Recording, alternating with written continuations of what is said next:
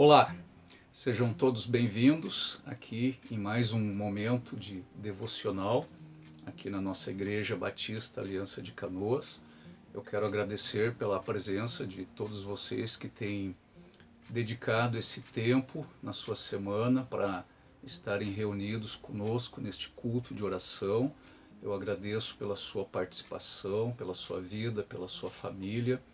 E o nosso desejo como liderança da igreja é que esses momentos sejam realmente proveitosos para a sua vida, para a sua experiência com o Senhor, também o tempo de oração com as famílias, com os contatos que já fizemos para termos esse tempo de oração após aqui o devocional, e também esse tempo aqui de reflexão na palavra de Deus em forma de devocional.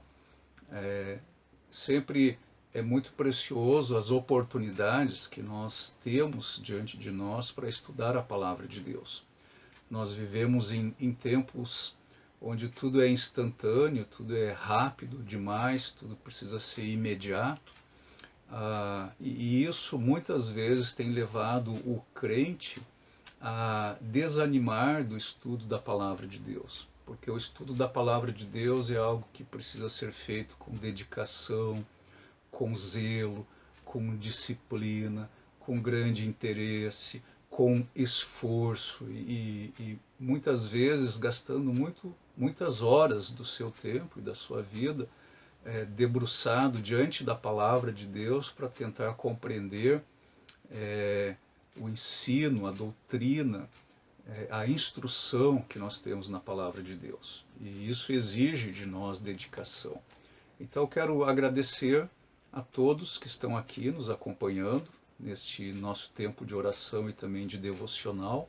Na semana passada nós começamos aqui um novo bloco de devocional e nós estamos então começando a estudar algo do que a Bíblia fala sobre a doutrina da justificação bíblica.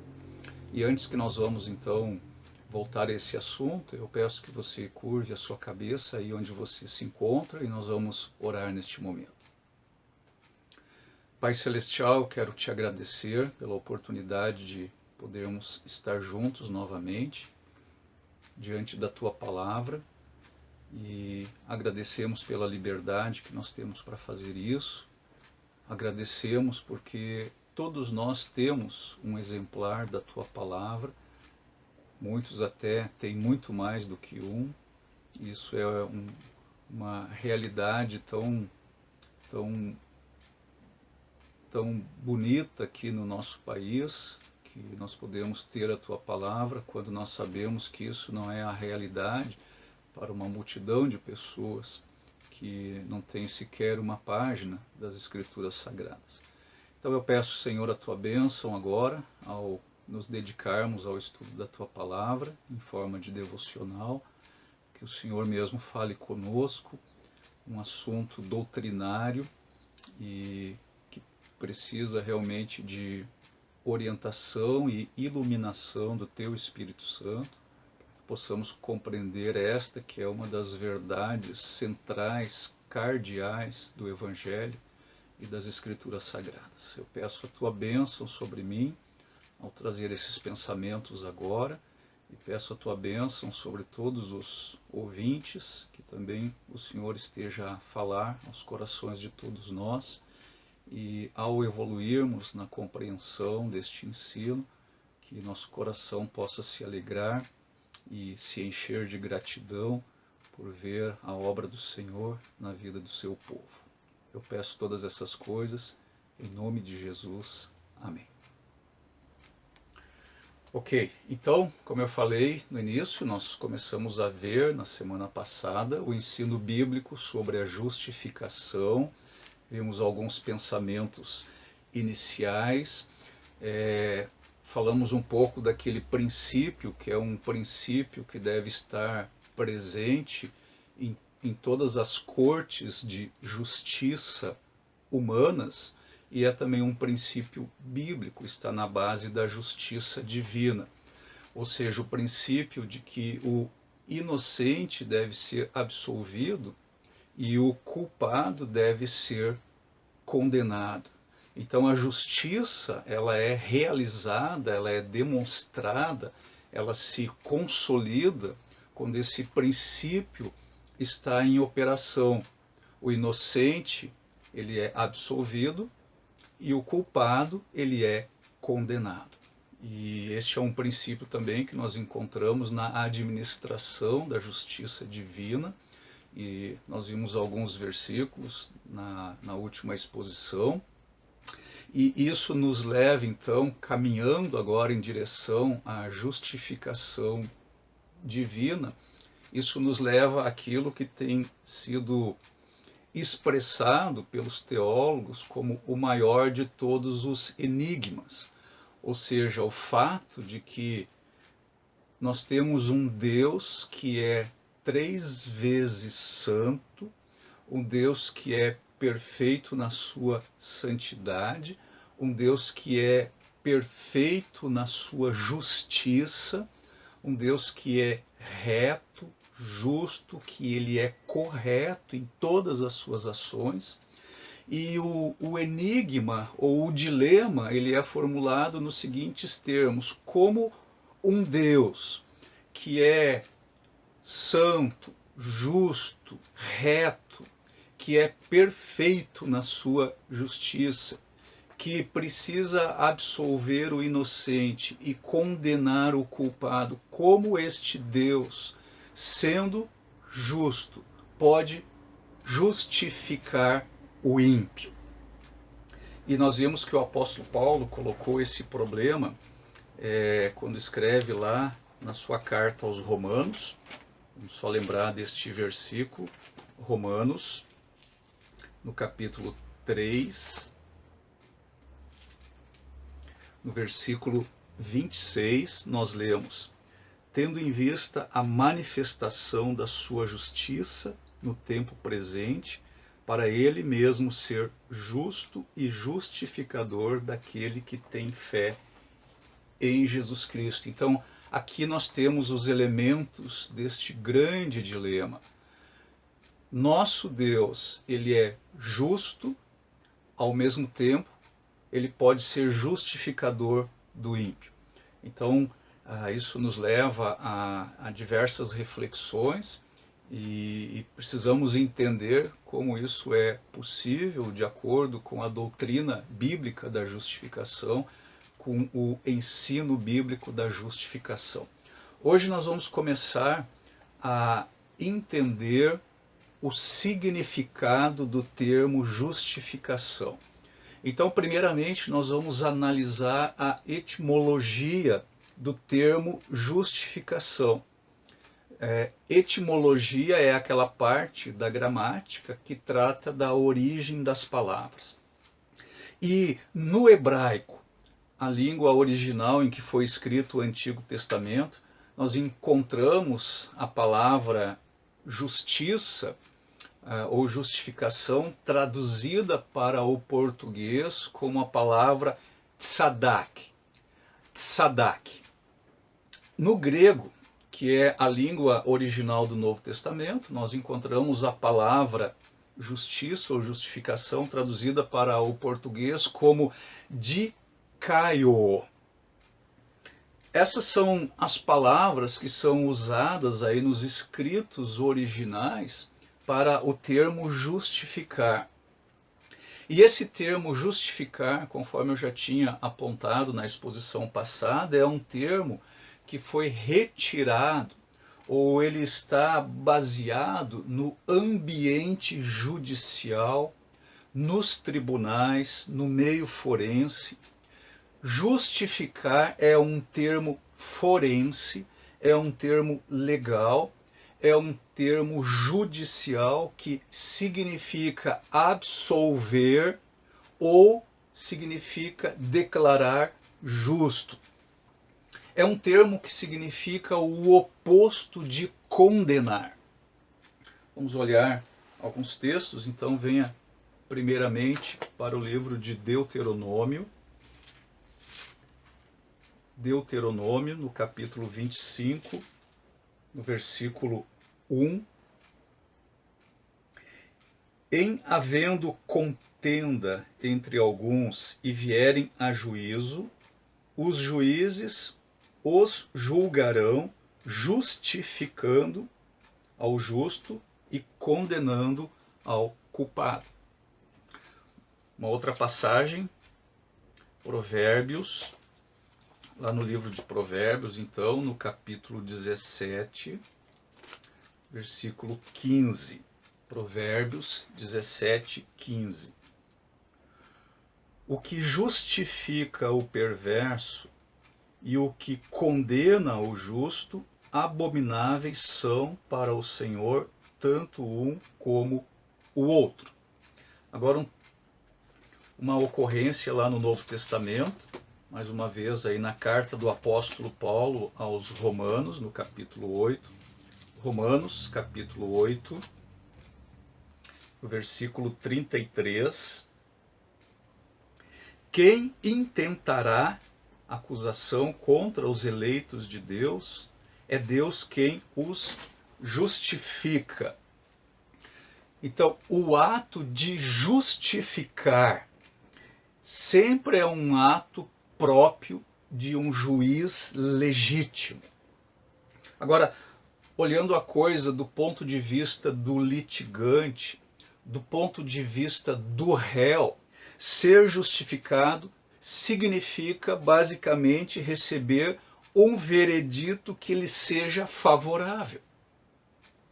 Mais uma passagem agora, lá no livro de Isaías, no capítulo 43, Isaías 43, versículo 9, primeiramente. Todas as nações congreguem-se e povos reúnam-se. Quem dentre eles pode anunciar isto e fazer-nos ouvir as predições antigas? Apresentem as suas testemunhas e por elas se justifiquem, para que se ouça e se diga, verdade é. E ainda neste capítulo, no versículo 26, desperta-me a memória. Entremos juntos em juízo. Apresenta as tuas razões para que possa justificar-te.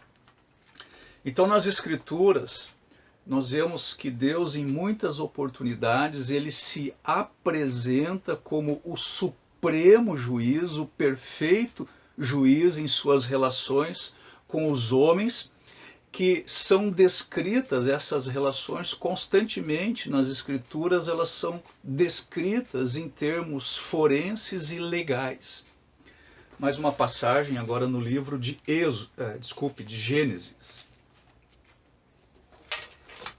Gênesis, no capítulo 18,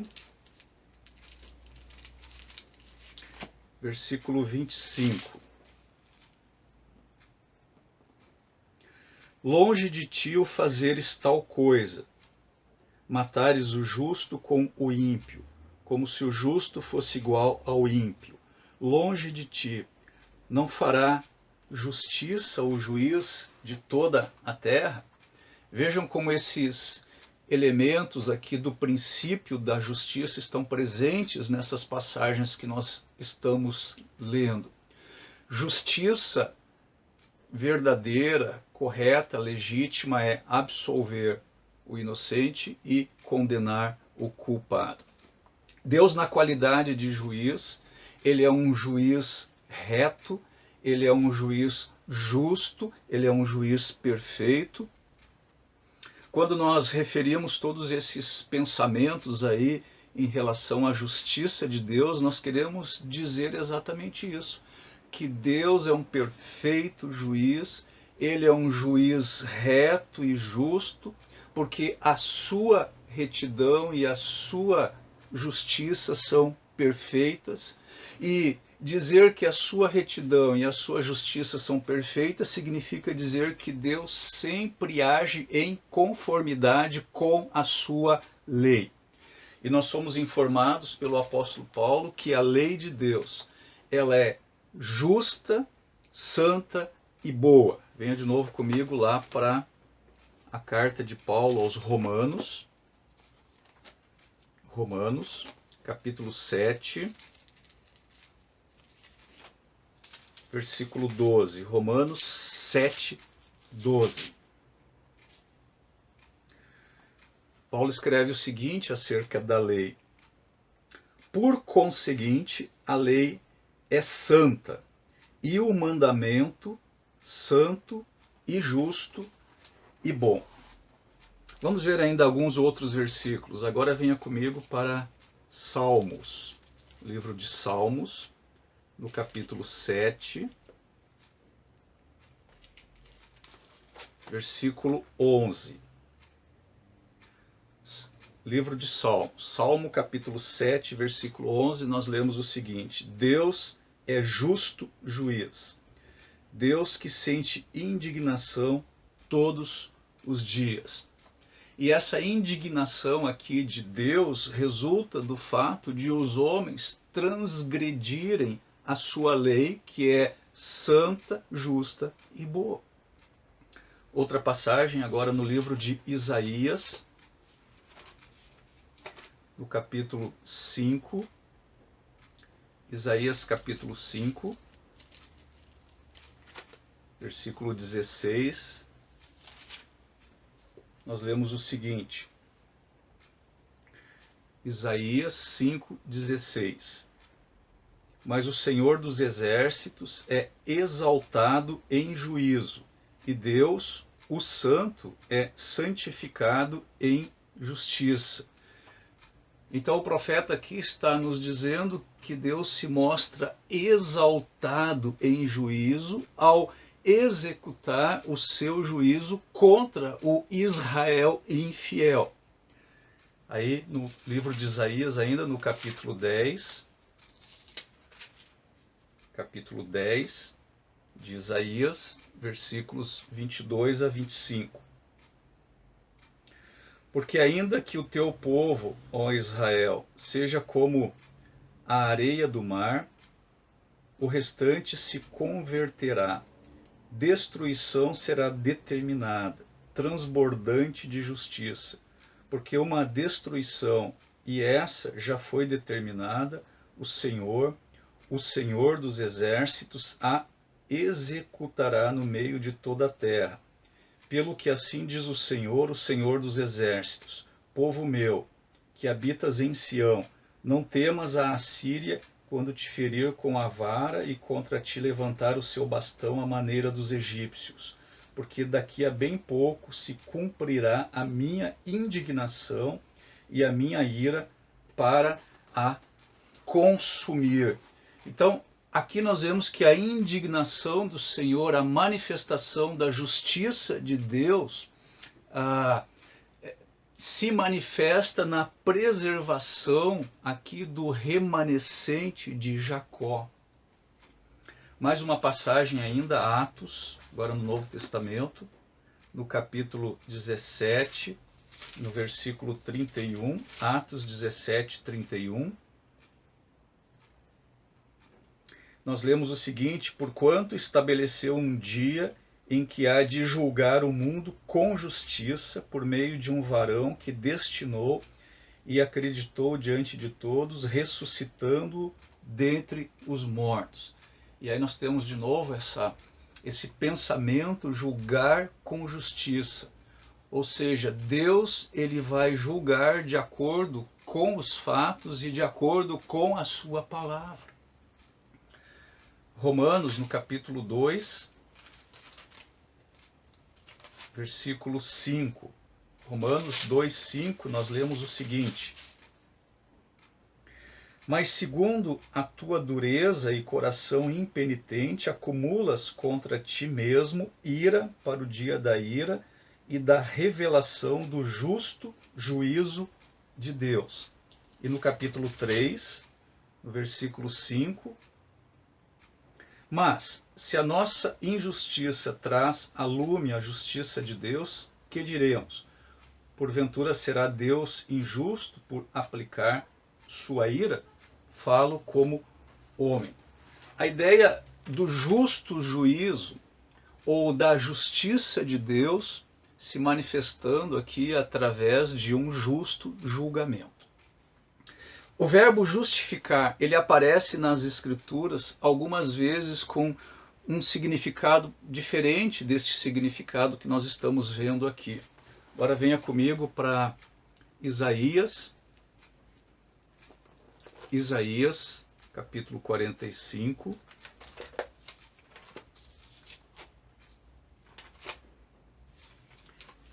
Isaías, capítulo 45, versículo 25.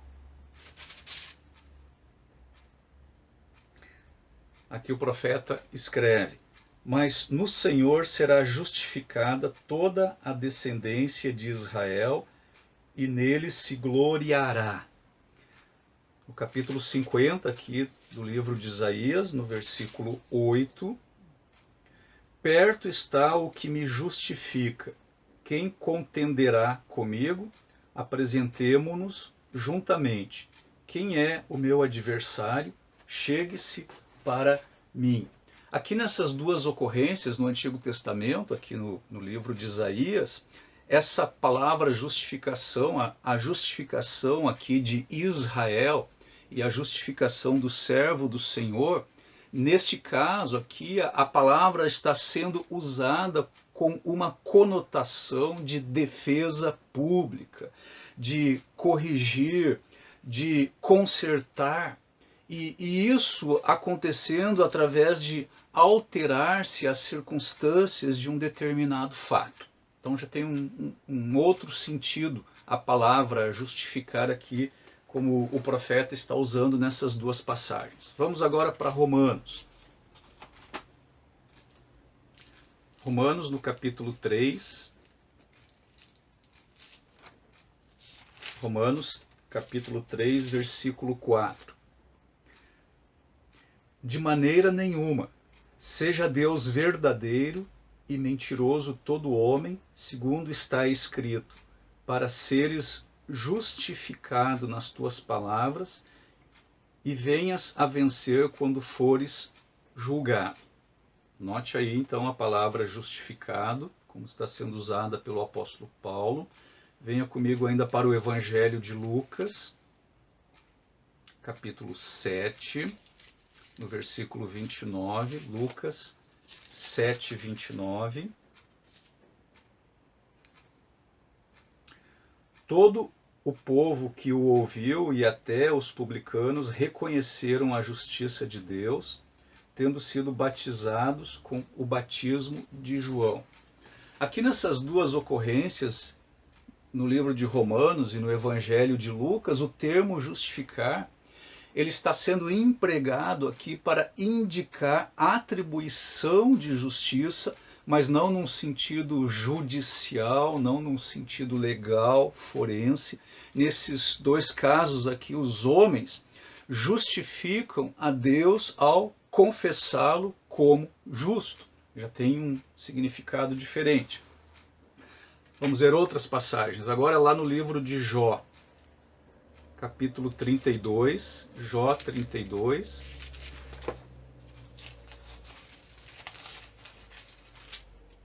Jó 32, versículo 2. Então se acendeu a ira de Eliú, filho de Baraquel, o buzita da família de Rão. Acendeu-se a sua ira contra Jó, porque este pretendia ser mais justo do que Deus. Então, observem aí essa palavra justo e como está sendo usado aqui na narrativa. Venha novamente para o Evangelho de Lucas comigo, por favor, Lucas, agora no capítulo 10. Lucas, capítulo 10, versículo 29. Ele, porém, querendo justificar-se, perguntou a Jesus: quem é o meu próximo? E ainda aqui dentro do Evangelho, no capítulo 16 de Lucas, Lucas 16, versículo 15. Mas Jesus lhes disse: vós sois os que vos justificais a vós mesmos diante dos homens, mas Deus conhece o vosso coração, pois aquilo que é elevado entre os homens é abominação diante de Deus. Então, vejam, nessas ocorrências aqui, nessas três últimas que lemos, aí no livro de Jó e essas duas no Evangelho de Lucas, aqui a palavra justo ou justificar, ela está sendo usada no sentido de os próprios homens atribuírem justiça a si mesmo ao afirmarem serem justos aos seus próprios olhos. Então, é um outro uso da palavra aqui no contexto das Escrituras. Então, nós temos aí algumas ideias gerais sobre o termo justificação. Agora, para o nosso exame aqui, nessa classe bíblica, o que nos interessa é aquele primeiro sentido, ou seja, o sentido forense, o sentido judicial, o sentido legal. Das 39 ocorrências do verbo justificar no Novo Testamento, agora notem isso, das 39 ocorrências do verbo justificar no Novo Testamento, 29 delas aparecem nas epístolas ou nas palavras do apóstolo Paulo. O substantivo justificação, ele ocorre somente 2 vezes no Novo Testamento. Isso não deve nos surpreender, porque a língua grega ela sempre prefere o verbo do que o substantivo. Vamos ver aqui as duas passagens no Novo Testamento onde nós encontramos o substantivo justificação. Primeiramente, Romanos, no capítulo 4, versículo 25. Romanos 4, 25. O qual foi entregue por causa das nossas transgressões e ressuscitou por causa da nossa justificação. Aqui está a primeira ocorrência do substantivo. E aqui em Romanos, no capítulo 5, no versículo 18, pois assim como por uma só ofensa veio o juízo sobre todos os homens para condenação, assim também, por um só ato de justiça, veio a graça sobre todos os homens para a justificação que dá vida. E aqui nós temos a segunda ocorrência. Agora, esses números que eu apresentei aqui, 39 ocorrências no Novo Testamento e 29 só nos escritos do apóstolo Paulo, esses números sugerem que a doutrina da justificação ela foi uma preocupação especial no coração e na mente do apóstolo Paulo. Nós podemos afirmar que Paulo formulava a mensagem essencial, cardial do Evangelho, demonstrando que através da morte de Cristo, os pecadores culpados, os ímpios que com justiça estavam debaixo da ira de Deus, eles entram agora em um novo relacionamento com Deus, como seus filhos amados, e tudo isso somente por causa da sua graça. O Novo Testamento tem muitas maneiras de expressar isso, mas, ao meu ver, a maneira mais completa e abrangente de expressar essa verdade é a doutrina paulina da justificação. Nós precisamos, então, agora começar a estabelecer aí um conceito teológico para justificação, conforme as ideias que nós temos visto até aqui. E eu vou então trazer aqui um conceito teológico a respeito de justificação.